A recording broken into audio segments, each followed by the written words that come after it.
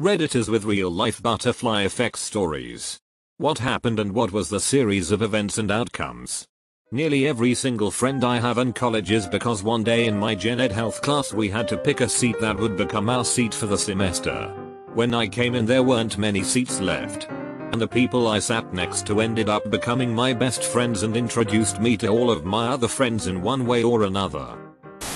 I was walking to school and got distracted by a hedgehog that ran in a bush next to me, then a big ass tree branch fell in front of me. Would have crushed me if I didn't get distracted by a spiky little mouse scurrying in the bushes. I gave him a dead cricket the next day. He took it and ran off. Godspeed, spiky mouse. The wife and I were having dinner in Hawaii one night on vacation. As we were getting up to leave, I noticed she hadn't finished her beer. I told her she should finish the beer since we paid some ridiculous price for it. Fast forward 30 seconds and we leave the restaurant and are walking the 3 blocks back to the hotel. About 50 feet in front of us as we're walking down the sidewalk on the left side of the road. A car comes flying out of a side street from the right and crosses through the street. Hops the sidewalk in front of us. And smashes into a wall. If she didn't finish her beer, we would have been smoked by the car and most likely squished between the car and the wall. We always finish our beer now. If my biological mom hadn't asked her parents to watch me for a couple hours and then left town, I wouldn't have had the incredible and privileged life that I was given through adoption. My younger half-brothers were raised by our biological mom and they're a total freaking mess. I'm more of a mom to them than their actual mom. And I would have been an absolute wreck also if she'd kept me. Instead I was given an amazing private education. All the sports and musical adventures. And most important, a healthy, loving home with 2 parents who taught me that just because you share blood doesn't mean you love. And just because you didn't give birth to a child doesn't mean you can't be their parent. Pregnant cousin usually takes the bus at around 5:10 p.m. after work.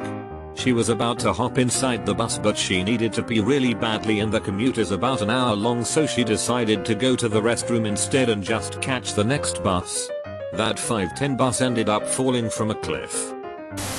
I was going out to grab pizza and a case of beer for me and my roommate, but he texted me that he had a stomach thing, so I walked to a restaurant and ordered dinner at the bar and met a girl there, and now we are married and have 2 kids because my roommate had diarrhea.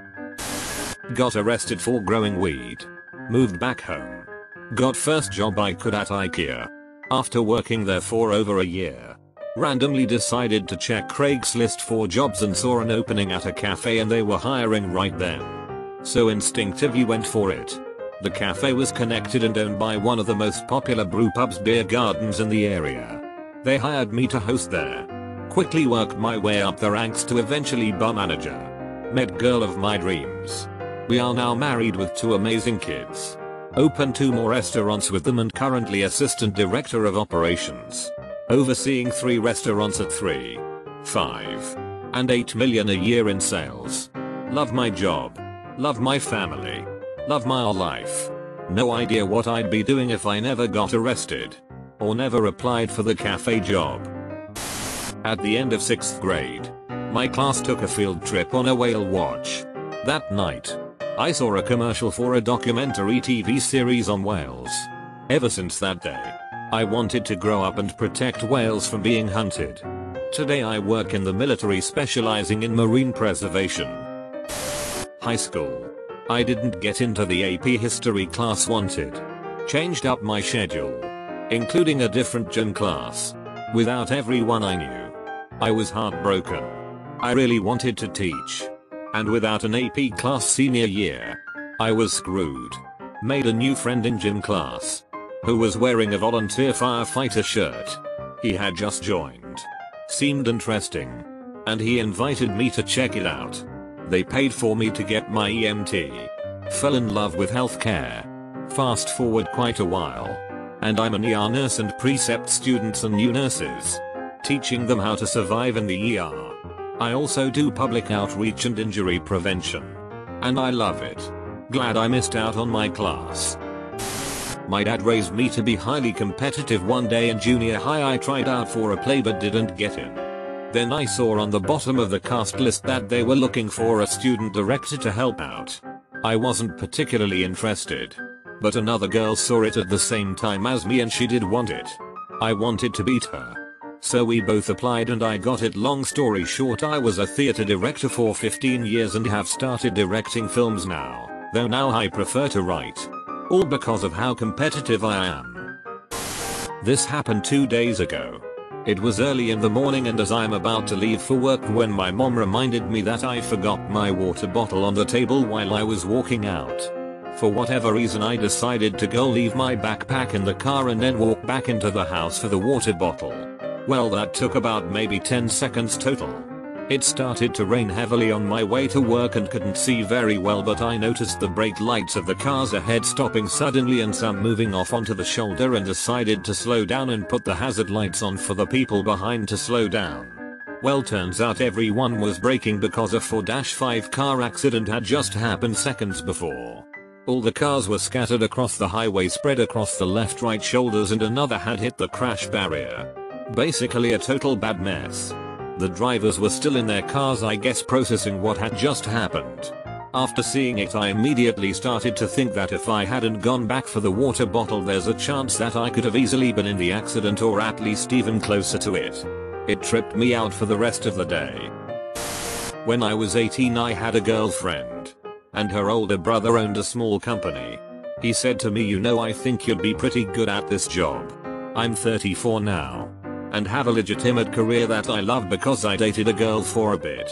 I also had a cat for the better part of that time period because of the girlfriend. I'm a cat person now. Almost everything that has happened in my life for the past 8 years is a direct result of me literally flipping a coin to decide between 2 colleges. I play the sport I do, have the friends I do, am dating the person I am, and very nearly every other aspect of my life is because the nickel landed on heads. I procrastinated one day in high school by watching a foreign musical on YouTube. I ended up trying to learn the lyrics and eventually the language. That led me to discovering the field of linguistics, which I'm now majoring in. I don't know what I'd be doing now had I actually started doing my homework that day instead. My mother had a deaf friend in middle school for about a week until she moved. She had learned a couple of signs in the alphabet to communicate with her. Had me a few years later and taught me what she knew. My middle school and high school had large deaf populations. So I communicated with them with what I knew from my mom. It really fascinated me, decided I wanted to interpret. Took ASL in high school. And eventually went to one of the 3 schools in the country to offer studies in interpreting ASL. Met my partner. Moved in with him and his family. And now here I am. No longer majoring in ASL. But because my mom met a deaf girl in 5th grade. I went to my school. Met my partner. And found what I really want to do. So my then girlfriend, now wife, were planning on going away traveling for a very long time. Several years. The night before we left, I was just packing my things and at the last minute I decided to include some camera stuff. I had an SLR that I didn't really use too much. I very nearly didn't bring it because it was big and space was at a premium. While we were away, one of the things we did was work in a wildlife rehab center. At the time we were there, it was very quiet. Very few baby kangaroos to look after. But we had to be ready as that could change in an instant. Like in one day 3 could come in and boom. Full-time job.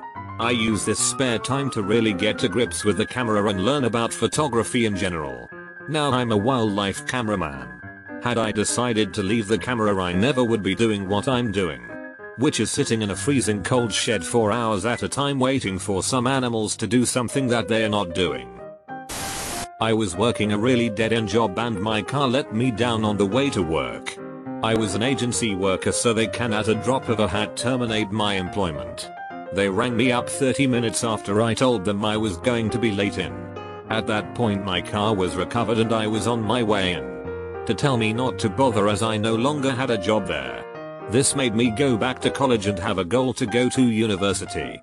I graduated with honors from university, and after a long time of applying and getting the knock, I built up a portfolio good enough to land a graduate job. Which is doing something that I love.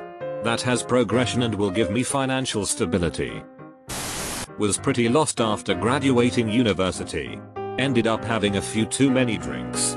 Installing Tinder. And swiping exactly one time. Matched with the first person and we started dating. Doubled down on staying in that state rather than going home. Got a job for no money that ended up working out tremendously. Promoting me. Sending me overseas to an amazing new country and paying off 6 figures of student debt in 3 years with money in the bank. All because I moved my finger slightly to one direction.